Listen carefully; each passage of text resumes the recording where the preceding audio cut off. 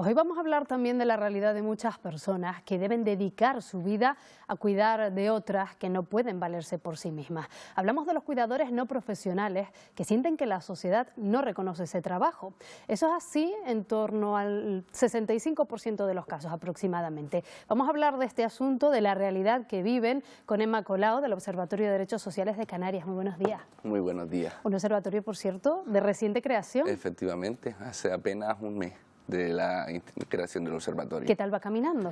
Pues muy bien, estamos muy contentas. De hecho, el 27 de noviembre ya sacamos a la luz y publicamos el primer informe sobre los presupuestos generales de la comunidad autónoma, sobre todo para que la gente tenga conocimiento de a dónde va su dinero con total transparencia y que sea accesible, porque mucha gente no tiene la información porque es inaccesible. Estábamos hablando de esa situación, de las cuidadoras no profesionales, digo cuidadoras porque Claro. casi el 90% son mujeres y que en muchas ocasiones deben incluso dejar sus ocupaciones profesionales, momentos álgidos de su carrera, también hemos conocido casos. Claro, además sienten que su trabajo no se reconoce. Es que la realidad es que no se reconoce. Nosotras, yo creo que todas las personas que estemos viendo ahora en este programa, incluso tú, y perdona que te tutee, tendremos en nuestras unidades familiares alguna persona que se haya dedicado a cuidar a nuestra abuela, a nuestra madre, a nuestro padre, a nuestro tío, y lo hemos dado por sentado históricamente. Y pública y políticamente también se ha dado por sentado, porque esto lo que hace es mantener ciertas estructuras económicas. Cuando una persona cuida y lo hace gratuitamente, alguien puede ejercer su trabajo y cobrar por ello. Y ellas normalmente son esas, las mujeres, que se quedan en casa relegadas a cuidar por una cuestión de que se entiende que es lo habitual y lo común. Y eso que es común es bastante violento. Violento no desde lo físico, violento desde lo político, desde lo público, desde lo vital, que es abandonar tu vida y decidir colectivamente que ella no vale la pena. Y eso es lo que hemos hecho comúnmente.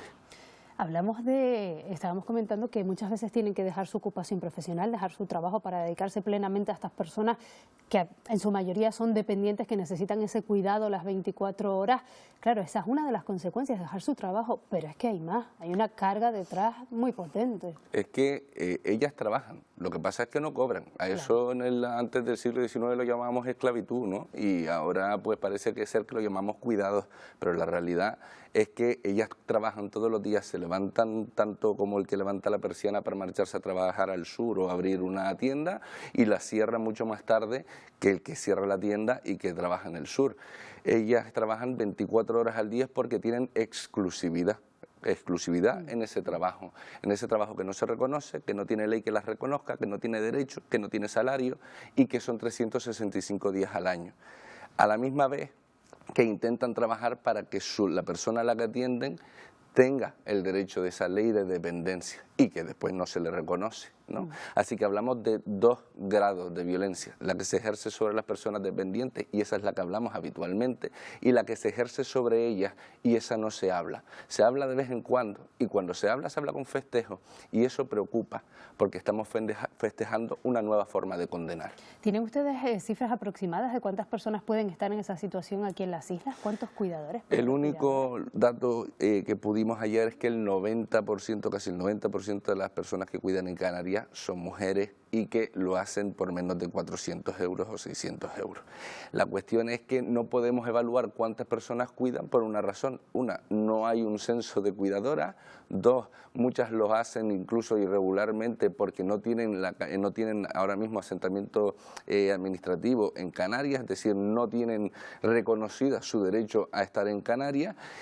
Hay muchas migraciones de cuidado de Latinoamérica y de todas partes que están totalmente esclavizadas, y hay muchas otras personas que no se reconocen como cuidadoras porque no entienden que lo que están haciendo es un trabajo, porque es tan profundo en la forma cultural en la que hemos determinado que los cuidados son algo que se sobreentiende y que se sobreentiende encima de ellas, que ya ni siquiera reconocen que están esclavizadas. Y luego otra cuestión, porque claro, estos cuidados, estamos viendo por ejemplo algunas imágenes, suponen en muchas ocasiones un tratamiento especializado, tener ciertas nociones hasta de sanidad, ¿no? de cuidado sanitario, que no existe. La cuestión es que ellas se han profesionalizado, es decir, estar 20 años cuidando a una persona te profesionaliza por completo. Es decir, ya sabes y prevés cuáles son sus necesidades antes de que pase. Habremos escuchado a nuestra madre diciendo, cuidado, no le tires de ese brazo, que le duele en el hombro, ¿no? ¿Por qué? Porque ella reconoce, ella se anticipa, y no solo se anticipa a sus necesidades, se anticipa incluso a lo que está por venir en cuanto a sus cuidados. Se anticipa en la gestión... Cuando puede tener un mal día la persona. Claro, en la gestión doméstica, en la gestión emocional. Las relaciones de cuidado son bilaterales, es decir, son de dos partes. La persona que cuida aprende de quien es cuidada, y la persona que es cuidada enseña a la que cuida a cómo precisa de esos cuidados. Con toda esta realidad que estamos describiendo, Emma, ¿qué proponen ustedes? ¿Cuál sería la solución ideal, si es que existe, o qué medidas se deberían aplicar desde las administraciones públicas? Lo primero es reconocer el derecho y la existencia de las cuidadoras en el marco de la norma, de lo que es legal, ¿no? Que cuando la ley de dependencia habla de cuidadoras y de personas dependientes, se habla de cuidadoras en el preámbulo, pero no se le da ningún derecho.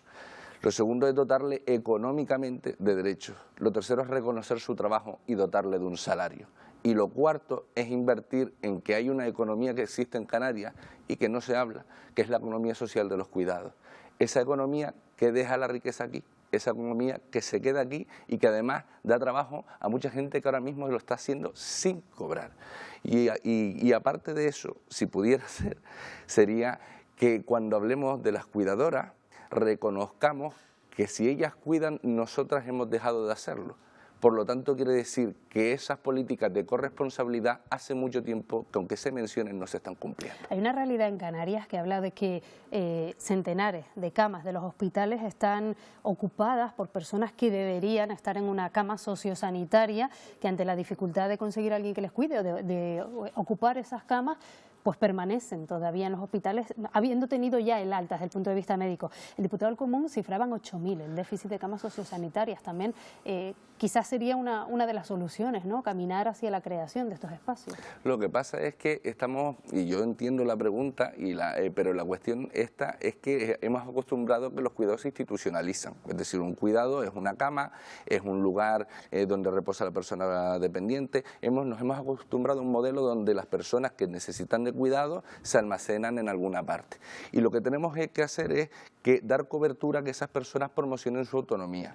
Las personas dependientes no son inservibles, ni las personas con discapacidad, ni las personas que no tenemos ni dependencia ni discapacidad. Todas tenemos un grado de posibilidad de desarrollo en nuestra tierra. El problema es que las otras dos que te acabo de mencionar no tienen cobertura pública para permitirles herramientas en las que poder tener su autonomía.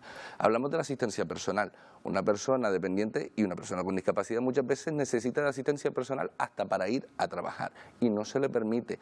Cuando valoramos a una persona dependiente, para darle el grado 3 tenemos que decidir desde la administración que esa persona ya no puede hacer nada. Allí llegamos tarde y siempre estamos en la posterior.